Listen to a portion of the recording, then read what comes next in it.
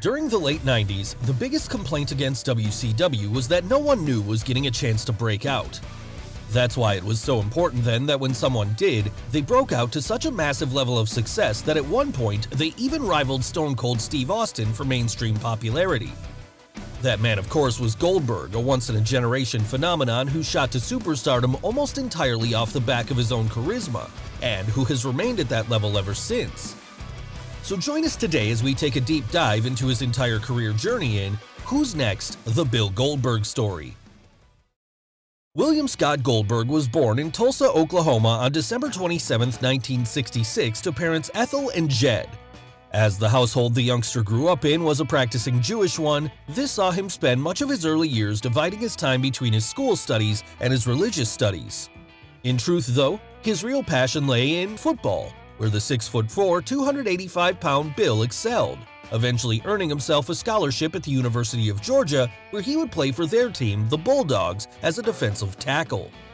And impressing the right people there, Bill soon caught the eye of the NFL, because in 1990, he would even end up getting drafted by the Los Angeles Rams, starting his pro career that season. This, as it turned out, would be a success for him, and he followed it up by having stints with the Atlanta Falcons and the Canadian Football League's Sacramento Gold Miners between 1992 and 1994. Then, in 1995, he was drafted to the Carolina Panthers, and it was here that he hoped to take his career to the next level. Unfortunately, though, this would not happen because a gruesome injury that saw him tear his lower abdomen completely off the pelvis put an end to his football dreams soon thereafter, with the young Goldberg now having to take a step back and reassess what he was going to do with his life. Initially, he had hoped that with enough rehabilitation he could return to football. However, after finding a lack of interest from teams looking to pick him up due to his damaged physical state, he instead pivoted and began training in both powerlifting and mixed martial arts. And it was here, while at a gym in Atlanta, that he met WCW stars Sting and Lex Luger, who, seeing his impressive physique and natural charisma, suggested he try his hand at the world of pro wrestling, with them both recommending him to WCW's Power Plant Training Center, where he would report not long thereafter, beginning his training under the likes of Sergeant Buddy Lee Parker, Ole Anderson, and Bobby Eaton. Now, it should be said that the future WCW champion had never been much of a fan of wrestling growing up, and so did not come into this with the same level of anticipation as many others around him. That's not to say he didn't take his training seriously, however, and as a natural big man, he quickly established himself by learning a series of hard-hitting and high-impact power moves which caught the attention of his teachers. Soon after this, he started making a few dark match appearances on Nitro and at live events as the company set about introducing him to audiences. At this early stage in the game, he was originally going by the name of Bill Gold. However, as he destroyed a number of his opponents like Buddy Landel and Chip Minton, this was soon changed to his real name as audiences started to get behind him. By September 22, 1997 then, he was ready for his first televised appearance as he barreled through Hugh Morris in quick fashion, showing off the explosive nature to his moveset that would soon make him one of the biggest stars in the industry. And from there, the wins kept on coming, as he went through a series of undercard and midcard performers, usually beating them after only a minute or two. Fans caught on to this winning streak, of course, and as Bill continued to get the pin week after week, they started cheering him on more and more, excited by this unbeatable monster that was developing before their eyes. This was also helped by the incredible finisher that he had developed, the Spear, which basically saw him use a modified football tackle to charge his opponent and drive them down to the mat. It was a quick and effective move that always got a massive pop from the crowd, many of whom were now looking at Goldberg as the next big star of the company as his win record continued to grow. Of course, he had already lost once in one of his early dark matches against Chad Fortune. However, given the storyline that was developing and fan support he was receiving, WCW chose to sweep that one under the rug, something which was easy to do as it had luckily never been televised. And by December 28, 1997's Starrcade pay-per-view, the Unstoppable Force was ready to make his pay-per-view debut, doing so by defeating Steve Mongo McMichael in convincing fashion. By early 1998, he had even become a regular on pay-per-view, beating the likes of Brad Armstrong and Perry Saturn at subsequent events as fans now began taking note of each victory and bringing signs to shows that reminded everyone just how many matches he had won. WCW even got in on this too, beginning to acknowledge the win streak on TV after his 75th straight victory when he beat Raven to win the United States Heavyweight Championship on the April 20th, 1998 episode of Nitro. From there, the streak continued to grow, though now it had the added excitement of also having the US title on the line each time too. It was such an exciting storyline for fans at the time because few, if any, new superstars were getting over in WCW, as the whole company had been overwhelmed by the increasingly stale NWO storyline and the bottleneck of older stars of the 80s who were hogging up the main event scene. With Goldberg, though, the whole thing had happened completely organically, and fans felt a sense of ownership over him as it was their reactions during the early days of the streak that made the company take notice and push him. And while the streak would continue to be one of the best things, if not the best thing on WCW TV over the course of the next year, it was slightly dampened when the company, in an attempt to make the Tulsa Native's win-loss record look even more impressive, began artificially expanding it, giving him wins that had never happened, something which the fans were quick to notice, as by then, during the early days of the internet and online message boards, people had already been taking close count of his victories on both television and house shows. Still, even with this killing a part of the fun, audiences were still in love with Bill, and he would continue to climb his way to the very top of the card. This wouldn't happen right away, of course, because he would first have to go through a number of high-profile US title defenses, beating the likes of Perry Saturn, Conan, and Curt Hennig, as he developed the catchphrase, "Who's next?" in reference to the inability of anyone to take him down. By July 6th of 1998, however, it was finally inescapable. Hogan was next, because WCW booked him to face Bill on that night's episode of Nitro in front of 40,000 fans at the Georgia Dome, the very place the challenger had played for the Atlanta Falcons years prior. As soon as it was announced, this match became the most talked about in the entire industry, dwarfing anything WWE was doing that week. It was such a big match, in fact, that it's been argued over the years that WCW really should have saved it for a pay-per-view, and that their desire to pop a TV rating was ultimately short-sighted. Whether this is true or not, it certainly worked for them on the night, because WCW won in the ratings handily, as in front of a rabid crowd, after beating Scott Hall earlier in the night to qualify for the main event, Goldberg hit the Hulkster with a spear and a jackhammer before pinning him to become the WCW World Heavyweight Champion, his undefeated streak by this point officially sitting at 108-0. From there, he vacated the US title, being unable to defend both belts at the same time, then went on to establish himself as the top babyface in the company.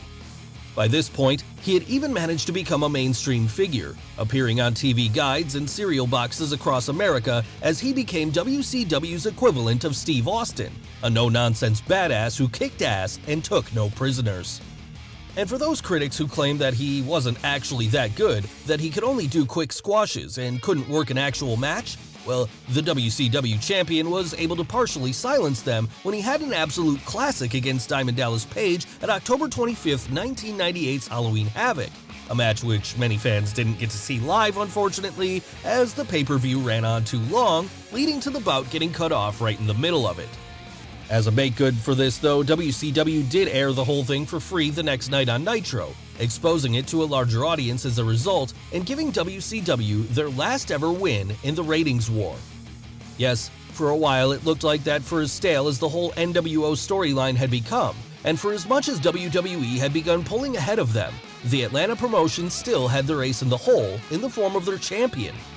Unfortunately, however, a lot of this was tied to his undefeated streak and his aura of invulnerability. So when Kevin Nash became part of the booking team in the months that followed and decided that the streak was becoming stale and needed to end, many backstage felt this was a huge mistake, and to end it would be tantamount to killing the golden goose. Nash, however, was the one with the booking power, and so, in perhaps one of his most egregious examples of abusing his backstage sway, he booked himself to be the one to finally beat Bill at that year's Starrcade pay-per-view, a loss that, while ultimately caused by interference from a cattle prod brandishing Scott Hall, would instantly take the air out of the room and forever damage the mystique of Goldberg in WCW. Of course, he was still one of the top stars in the company, but it was never quite the same after that. It also didn't help that by this point, we were in the Vince Russo era of WCW, as things took a dramatic downslide creatively.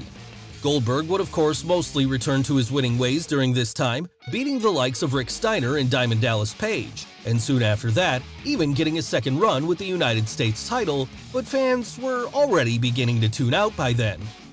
Still, the show had to go on regardless, and not long after that, he began a program with Bret Hart, the two briefly becoming tag team champions together before blowing up and having a one-on-one match at December 19th's Starrcade. And it would be during this match that a botched superkick would sadly see Hart suffer a severe concussion, this contributing to him having to retire from in-ring competition just a couple of months later after developing post-concussion syndrome. Now, over the years that have followed, Goldberg has shouldered much of the blame for Hart's retirement with many, including the Hitman himself, lambasting him for being an unsafe worker.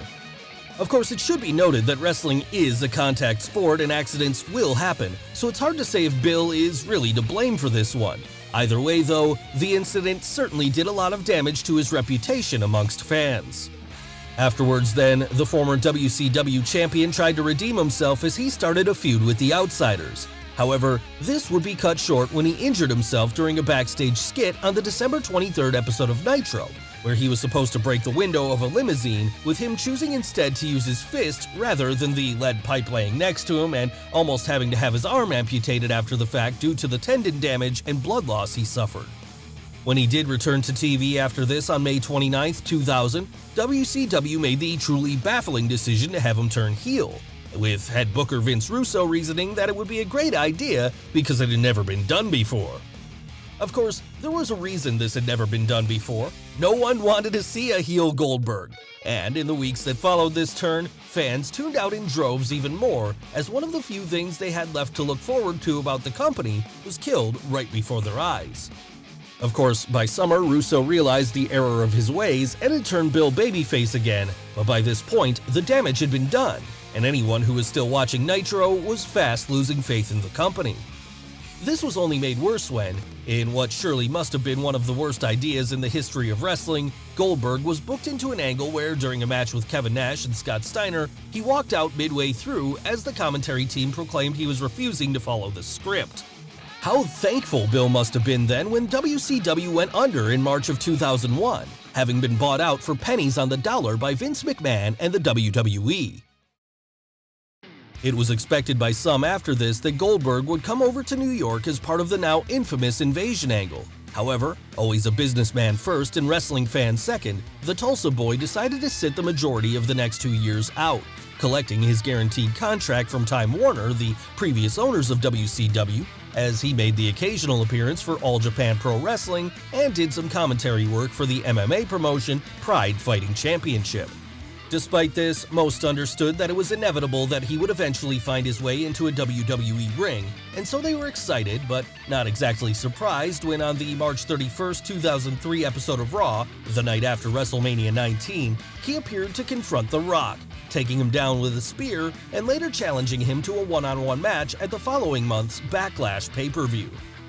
And on April 27th of that year, the two would have their showdown, and Goldberg would get the win, beginning another streak of victories. This time, however, it would not be as successful as the last time, since WWE made the decision to try and put their own stamp on the former WCW champion, messing with the formula that had made him great and ending up watering the whole thing down in the process by including him in comedy segments and lengthy matches where his weaknesses were exposed. It also didn't help matters that the company had missed out on a huge dream match by having Bill debut literally the day after Steve Austin had retired, but nevertheless, he spent his first few months winning anyway. That was, of course, until he came up against Triple H. Now this was when the game was right in the middle of his infamous reign of terror, so it should have come as no surprise that any momentum Goldberg had would be severely hampered during the feud between the two, one which saw the former WCW guy lose to the champion in an Elimination Chamber match at SummerSlam in August, and then eventually win the title a month later at Unforgiven, once again after his streak had been sacrificed and his aura damaged. Yes, it seemed Triple H and WWE had certainly done a number on Bill because despite now being the world champion, he really didn't feel that special anymore, and fans were never behind him to the same level they had been just a few years prior. Despite this, he did his best as he spent the remainder of 2003 fending off challengers such as Batista and Kane until the game would eventually get his win and his title back at the December 14th Armageddon pay-per-view. Following that, it wasn't clear what Vince McMahon would do with the now former champion, but this became clearer for all to see after he had an on-screen altercation with Brock Lesnar at the 2004 Royal Rumble, with Brock causing Goldberg to get eliminated. After that, Bill declared the Beast his next victim, and at February's No Way Out pay-per-view, he would even help Eddie Guerrero defeat him, setting up a big-time WrestleMania match between the two behemoths. Of course, as anyone who saw this match at the time will know, it didn't end up being the epic encounter fans were expecting. No, in fact it was one of the biggest washouts in the show's history, with both men getting booed out of the building and putting in absolutely no effort as a result of this. The reason for the negative reaction, of course, was that Goldberg's contract was running out after that night and he had chosen not to re-sign, something fans were all too aware of. On top of this, Brock also announced he was leaving the company just a few weeks prior, leading the live audience to reject them and instead only give a positive reaction to the special guest referee Stone Cold Steve Austin, who himself would do his best to send the fans home happy that night by dropping both men with a stunner before things were over. After that, feeling burned by the business and the fans, Bill disappeared from wrestling for over a decade. During this time, he remained busy, however. In 2005, he got married to Hollywood stunt double Wanda Ferriton, and soon after that they had their first son together, Gage. As well as this, the former WCW champion kept himself going by buying and running a power gym in Oceanside, California that specialized in training Muay Thai and amateur boxing.